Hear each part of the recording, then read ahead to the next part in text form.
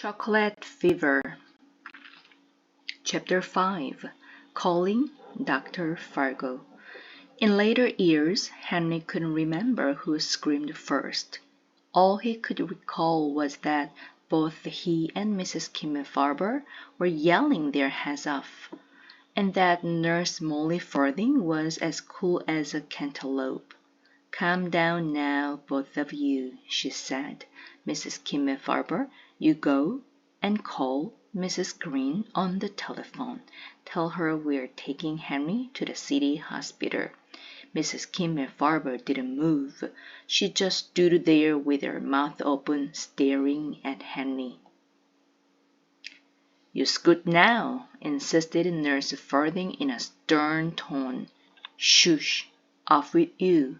And you, Henry Green," she said as Mrs. Kimmelfarber left the room, "are coming with me. Let us go." Quietly, calmly.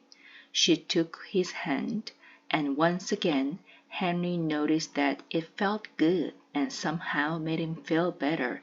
He kept holding her cool hand as they left the school.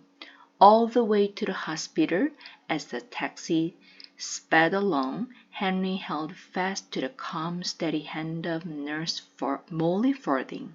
In fact, it wasn't until he had been checked by 2 different doctors and was waiting to be examined by the hospital chief of children's medicine, Dr. Fargo, that he dared to let go.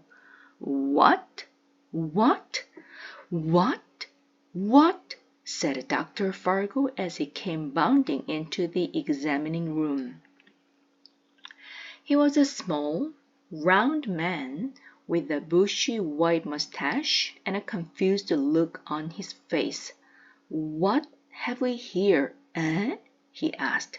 "Boy looks like he fell in a mud puddle."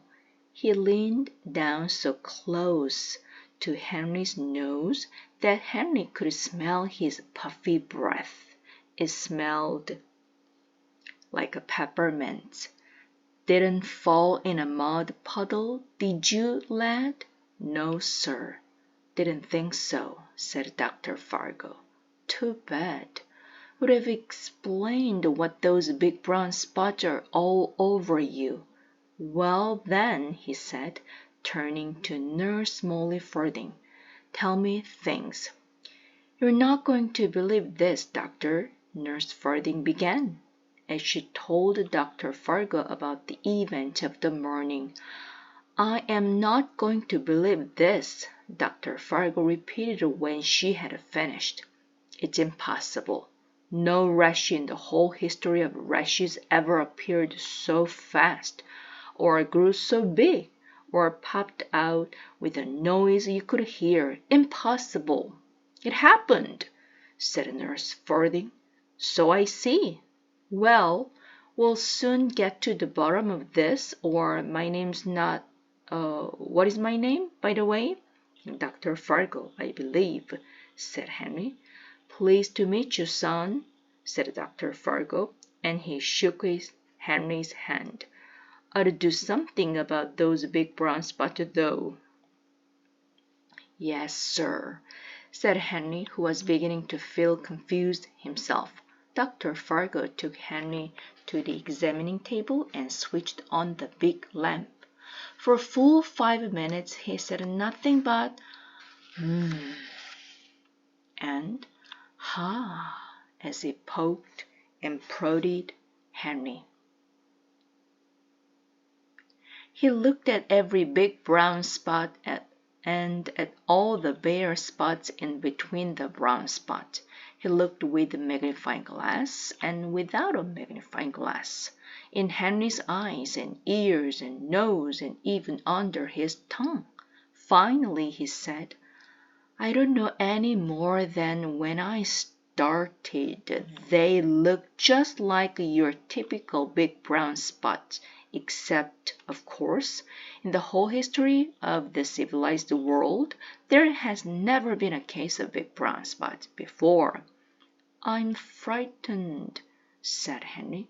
"I'm Dr. Fargo," said the doctor. "That much I know. Now, what I'd like to do is get to know more about these brown spots of yours. He wet the tip of a cotton swab and brushed it gently against one of the big brown spots on Henry's right arm. Ouch, said Henry. Did it hurt? No. Then why did you say ouch?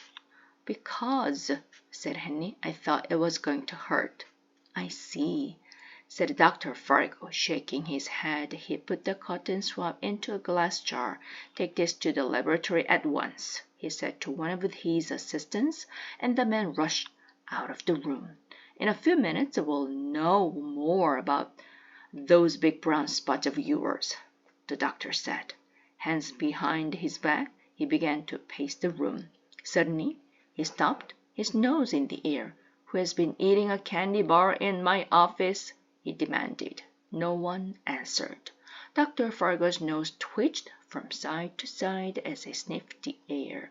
I smell candy, he said. Someone's been eating a candy bar.